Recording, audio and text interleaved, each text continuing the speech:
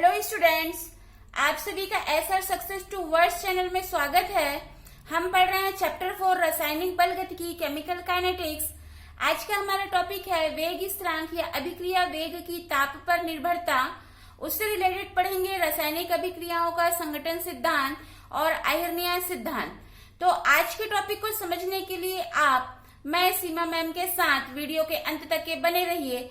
और इसकी पिछली वीडियो यदि आपने नहीं देखी है तो डिस्क्रिप्शन में लिंक दी गई है, वहां से लिंक से आप वीडियो देख सकते हैं ताकि आपको आज की वीडियो को समझने में आसानी हो।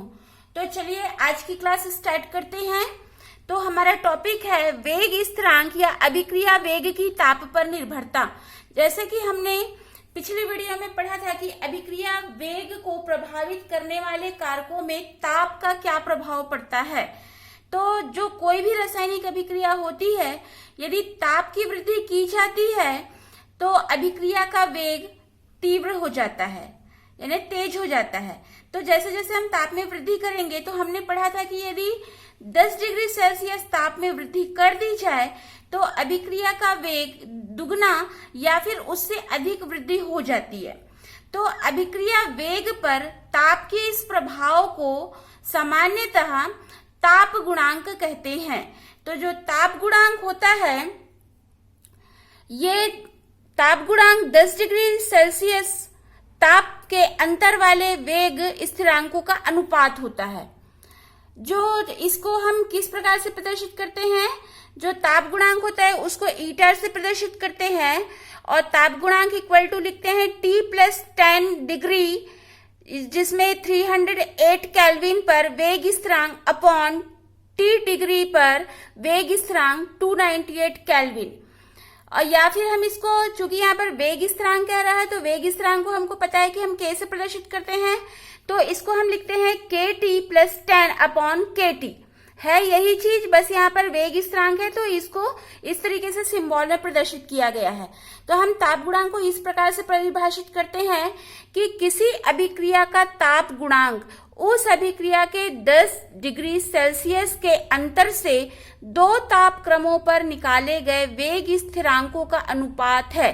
जैसे यहाँ पर परिभाषा में आपको बताया गया कि 10 डिग्री सेल्सियस के अंतर से दो ताप क्रमों पर निकाले गए वेग स्थिरांक।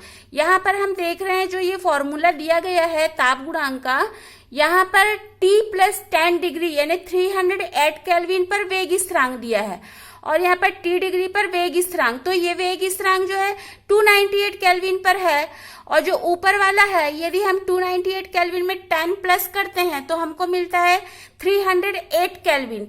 तो यहाँ पर इसीलिए कहा गया है कि अभिक्रिया के 10 डिग्री सेल्सियस के अंतर से दो ताप क्रमों पर निकाले गए वेग स्थिरांकों का अनुपात, यहाँ पर दो वेग स्थिरांक निकाला गया है और ये जो 298 केल्विन है और जो उसके ऊपर में आपको वेग स्थिरांक दिया गया है, ये 10 डिग्री का अंतर रखता है। तो इन दोनों वेग स्थिरांकों के अनुपात को तापमान गुणांक कहते हैं। सामान्यतः जो T का मान रहता है उसको 25 डिग्री सेल्सियस और जो T+10 का मान होता है वो 35 डिग्री सेल्सियस। यदि हम केल्विन में लेते हैं तो 300 केल्विन और 298 केल्विन लेते हैं। तो हम इसको, जो ये समीकरण है, इसको हम ताप गुणांक eta equal to K 308 upon K 298 भी लिख सकते हैं। तो इस प्रकार से जो अभिक्रिया के वेग स्थिरांक की ताप पर निर्भरता को समझाने के लिए दो सिद्धांत दिए गए। तो हम देखते हैं रासायनिक अभिक्रियाओं का संगठन सिद्धांत। जो रासायनिक अभिक्रियाओं का संगठन सिद्धांत है, ये अभिक्रिया के वेग स्थिरांक की ताप पर निर्भरता के लिए दो सिद्धांत दिया है। पहला है टक्कर सिद्धांत या इसको संगत सिद्धांत भी कहते हैं और सेकंड है संक्रमण अवस्था सिद्धांत। तो यहाँ पर हम केवल टक्कर या संगत सिद्धांत के बारे में बात करेंगे। तो इस सिद्धांत को मैक्स ट्राउट ने और विलियम लेविस ने 1916 टू 1918 में दिया था। ये जो सिद्धांत है, ये गैसों के गतिज सिद्धांत पर आधारित होता है। इस सिद्धांत में जो अभिकारक भाग लेते हैं, उन अभिकारक के अणुओं को कठोर गोले के समान माना गया है। इनके आपस में टकराने से, यानी जो अभिकारक के अणु को जो हम गोले के रूप में ले रहे हैं, जब ये आपस में टकराते हैं और रासायनिक अभिक्रिया होती है तो पुराने बंध टूटते हैं और नए बंध बनते हैं। तो ये जो रासायनिक अभिक्रिया होती है ये दो बातों पर निर्भर होती है, एक होता है संघट्ट आवृत्ति और दूसरा होता है सक्रियण ऊर्जा। तो जो संघट्ट आवृत्ति होती है ये क्या होती है? तो संघट्ट आवृत्ति अभिक्रिया मिश्रण के इकाई आयतन में प्रति सेकंड संघट्टों की संख्या संघट्ट आवृत्ति या जिसे जेड कहते हैं। तो संघट्ट आवृत्ति को हम समझ रहे हैं, जो अभिक्रिया का मिश्रण मतलब जो अभिकारक भाग ले रहा है उसके इकाई आयतन में प्रति सेकंड में जितनी भी टक्कर होगी उस टक्कर की संख्या को संघट्ट आवृत्ति कहते हैं। तो यहाँ पर मान लेते हैं कि कोई द्विआण्विक अभिक्रिया हो रही है, जैसे A+B, A अभिकारक और B अभिकारक मिल करके उत्पाद का निर्माण कर रहे हैं। तो इस अभिक्रिया के लिए अभिक्रिया वेग को जो व्यंजक आप देख रहे हैं उससे प्रदर्शित करते हैं। अभिक्रिया वेग equal to ZAB into E के power minus EA upon RT। तो इसमें जो ZAB है ये अभिकारक A और B की संघटन आवृत्ति है। संघटन आवृत्ति अभी आपको बताया गया है कि ये संघटन आवृत्ति क्या है। और E के power minus EA upon RT अणुओं का वह प्रभाज है जिनकी ऊर्जा EA के बराबर या EA से अधिक है। यहाँ पर EA सक्रियण ऊर्जा को दर्शा रहा है। तो जो ये समीकरण 1 है, इस समीकरण की तुलना आयरनियस समीकरण से की गई है। जो आयरनियस समीकरण हम देखेंगे तो उसमें A जो रहेगा वो संघट्ट आवृत्ति ZAB से संबंधित होता है। तो जो ये समीकरण 1 है, वेग equal to ZAB into E के power minus EA upon RT, ये जो परमाणु और सरल अणु के बीच में होने वाली जो रासायनिक अभिक्रिया होती है उसके वेग स्थिरांकों का सही मान देता है। लेकिन यदि कोई जटिल अभिक्रिया होती है तो उसके वेग स्थिरांक के मान में कुछ विचलन प्रदर्शित करता है। तो यहाँ पर यह कारण इसका कारण यह है कि जो सभी संघट्ट होते हैं, मतलब जो टकराहट होती है अभिकारक के अणु या परमाणु में, तो सभी जो अणु या परमाणु है वो टकराने से उत्पाद नहीं बनता है। तो यहाँ पर हम बात करते हैं प्रभावी संघट्ट की। अब ये प्रभावी संघट्ट क्या होता है? वे संघट्ट जिनमें अणु पर्याप्त गतिज ऊर्जा और उपयुक्त दिशा में टकराते हैं, मतलब कि उनके बीच में जो अणु भाग ले रहे हैं अभिक्रिया में, रासायनिक अभिक्रिया में जो भी अणु भाग ले रहे हैं उनके बीच में गतिज ऊर्जा उपयुक्त होनी चाहिए और वो उपयुक्त दिशा में टकराने चाहिए, जिससे जो अभिकारक में जो भी अणु या परमाणु भाग लिए हैं उनके बीच बंधों को तोड़ने के लिए और बंध को बनाने के लिए वो सहायक हो। तो इस प्रकार की टक्कर को प्रभावी संघट्ट कहते हैं। तो जो प्रभावी संघट्ट, ये संघट्ट सिद्धांत है वो 3 पॉइंट पर आधारित है। फर्स्ट है कि जो अभिकारक अणु में उपयुक्त गतिज ऊर्जा होना आवश्यक है, मतलब कि आपका वहां पर जो भी अभिकारक भाग ले रहा है उनके मध्य में गतिज ऊर्जा होनी चाहिए। सेकंड, अणुओं का सक्रियण ऊर्जा होना चाहिए। और थर्ड, टक्कर के समय सही अभिविन्यास होना चाहिए, मतलब उसका अरेंजमेंट ठीक तरीके से होना चाहिए। तो हम इसको उदाहरण से समझते हैं। जैसे यहाँ पर हाइड्रोजन और आयोडीन से मिलकर के हाइड्रोजन आयोडाइड बन रहा है। तो इसमें मान लीजिए हमने पहले बताया कि इसमें जो अभिकारक है उसको कठोर गोले के रूप में माना जाएगा। तो हम मान लेते हैं कि यहाँ पर हाइड्रोजन है, हाइड्रोजन के दो परमाणु हैं, ये आयोडीन के 2 परमाणु से अभिक्रिया कर रहा है। तो यहाँ पर ये जो है इस प्रकार से व्यवस्थित है तो कोई भी अभिक्रिया नहीं होगी। लेकिन जब इनका हाइड्रोजन एक के ऊपर एक अरेंज रहते हैं तो इसमें हाइड्रोजन प्लस आयोडीन इस प्रकार से अरेंज रहेंगे तो इनके बीच में प्रभावी टक्कर ठीक तरीके से होगी और फिर उत्पाद का निर्माण होगा। ये हमने हाइड्रोजन आयोडाइड का बनने को देखा। सेकंड देखते हैं ब्रोमोमेथेन से मेथेनॉल बनाना। जो ब्रोमोमेथेन होता है इसको हम CH3Br से प्रदर्शित करते हैं। इसकी OH- से अभिक्रिया होती है तो मेथेनॉल बनता है। तो यहाँ पर ये चतुष्फल की संरचना दिखाई जा रही है। इस चतुष्फल की संरचना में यदि इसमें OH माइनस राइट साइड से अटैक करेगा तो इसमें कोई भी अभिक्रिया नहीं होगी, मतलब उत्पाद नहीं बनेगा। यानी कि यहाँ पर इसका जो अभिविन्यास है वो ठीक तरीके से नहीं है। और जो आप नीचे में देख रहे हैं यहाँ पर क्या हो रहा है, जो OH माइनस है ये लेफ्ट साइड से कार्बन पर अटैक कर रहा है, क्योंकि ये आंशिक धनावेश होता है और OH माइनस आंशिक ऋणावेश होता है। और यहाँ पर ये जो है मध्यवर्ती उत्पाद बनाता है और ये जल्दी से क्रिया करके जो है मेथेनॉल बना लेता है और जो ब्रोमो Br माइनस है वो टूट जाता है। तो इस प्रकार से हम देखते हैं कि टक्कर के समय यदि सही अभिविन्यास नहीं होगा तो उत्पाद का निर्माण नहीं होता है। तो किसी भी अणुओं का या जो भी रासायनिक अभिक्रिया हो रही है उसमें उपयुक्त अभिविन्यास होना आवश्यक है, ताकि टक्कर ठीक तरीके से हो और बंध का निर्माण ठीक तरीके से हो।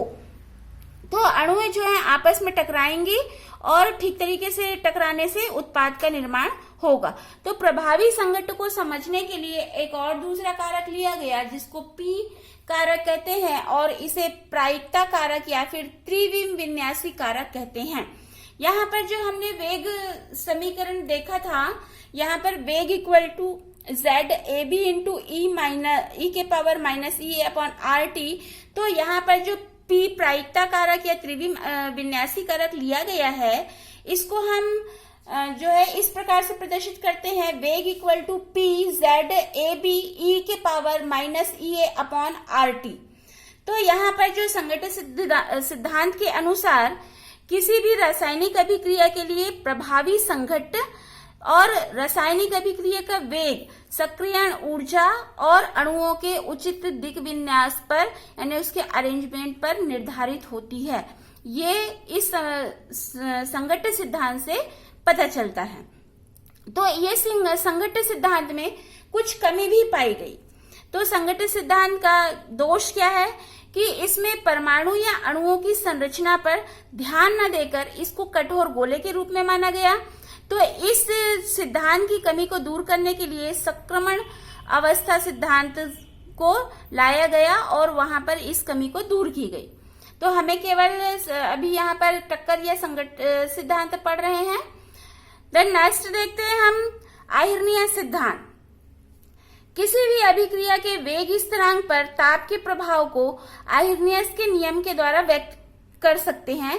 तो आयर्नियस के अनुसार किसी अभिक्रिया का ताप बढ़ाने पर उसके वेग में चरघातांक की वृद्धि होती है। यानी यहाँ पर ये आयर्नियस के अनुसार उन्होंने अपना ये परिभाषा दिया है। तो इस आधार पर आयर्नियस ने समांगी गैसीय अभिक्रियाओं में तापमान के साथ वेग परिवर्तन को दर्शाने के लिए दर स्थिरांक के तापमान T और सक्रियण ऊर्जा EA के बीच में एक संबंध बताया। इसी को आनुभाविक व्यंजक या फिर इसको आयर्नियस समीकरण कहते हैं। तो ये आयर्नियस समीकरण होता है K equal to A E के power minus EA upon RT। यहाँ पर आपको पहले बताया गया कि जो संघट्ट आवृत्ति यहाँ पर देखे थे हमने वेग इक्वल टू ZAB और यहाँ पर बताया गया था कि जो आयर्नियस समीकरण है वो ZAB इस A से संबंधित है। यहाँ पर A एक पूर्व चरघातांकी कारक है जिसे आयर्नियस गुणांक या आवृत्ति गुणांक भी कहते हैं।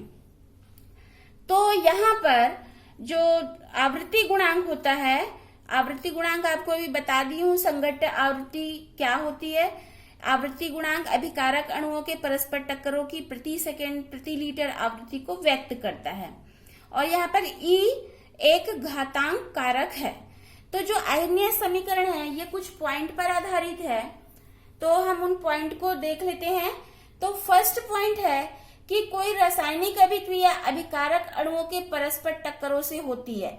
जब कोई भी रासायनिक अभिक्रिया होगी तो उसमें जो भी अभिकारक भाग ले रहे हैं उन अभिकारक अणुओं के बीच में जब टक्कर होगी तभी रासायनिक अभिक्रिया होगी। सेकेंड पॉइंट है कि अभिकारक अणुओं में से वो ही अणु टकराकर उत्पाद बनाते हैं जिसमें ऊर्जा का मान अधिक होगा। यानी कि जो अणु सक्रिय होंगे और वे अणु जब टकराएंगे तभी उत्पाद का निर्माण होगा। थर्ड पॉइंट है कि सक्रिय अणु परस्पर टकराकर उच्च ऊर्जा युक्त एक मध्यवर्ती संक्रिय संकुल बनाता है और वो शीघ्रता से अपघटित होता है और उत्पाद बना लेता है और कुछ जो है ऊर्जा मुक्त करता है। जैसे कि हमने यहाँ पर ब्रोमोमेथेन से मेथेनॉल का बनना देखा कि जब ये चतुष्फल की संरचना है, यहाँ पर ये मध्यवर्ती उत्पाद बन रहा है और तब फिर वो जल्दी से अपघटित होकर के उत्पाद का निर्माण कर रहा है। नेक्स्ट पॉइंट है अभिकारक अणुओं को सक्रिय अणु बनने के लिए आवश्यक ऊर्जा को सक्रियण ऊर्जा कहते हैं। इसे Ea द्वारा व्यक्त किया जाता है। यहाँ पर Ea जो समीकरण में आपको दिखाया गया है -Ea, E के पावर में -Ea, तो Ea जो है सक्रियण ऊर्जा है। तो सक्रियण ऊर्जा की आवश्यकता यहाँ पर जो सक्रिय अणु के बनने के लिए आवश्यक ऊर्जा होती है उसको सक्रियण ऊर्जा कहते हैं। और डिटेल से हम इसके आगे की वीडियो में पढ़ेंगे कि सक्रियण ऊर्जा का क्या कार्य है। नेक्स्ट पॉइंट है कि ताप में वृद्धि से सक्रियण अणुओं की संख्या में वृद्धि होती है और अभिक्रिया के वेग में वृद्धि होती है। नेक्स्ट पॉइंट अभिकारक अणु परस्पर टक्कर से ही सक्रियण ऊर्जा प्राप्त करते हैं। देन नेक्स्ट है कि किसी अभिक्रिया के लिए आवश्यक सक्रिय ऊर्जा का मान जितना कम होगा, यानी सक्रियण ऊर्जा जितनी कम होगी उतना ही उस अभिक्रिया के सक्रिय अणुओं की संख्या अधिक होगी और अभिक्रिया की दर उतनी ही अधिक होगी। तो आपको वीडियो पसंद आया तो लाइक कीजिए, शेयर कीजिए और मेरे चैनल को फर्स्ट टाइम वॉच कर रहे हैं तो सब्सक्राइब कीजिए और बेल आइकन को दबाइए ताकि वीडियो की नोटिफिकेशन सबसे पहले आपको मिले। Thanks for watching this video.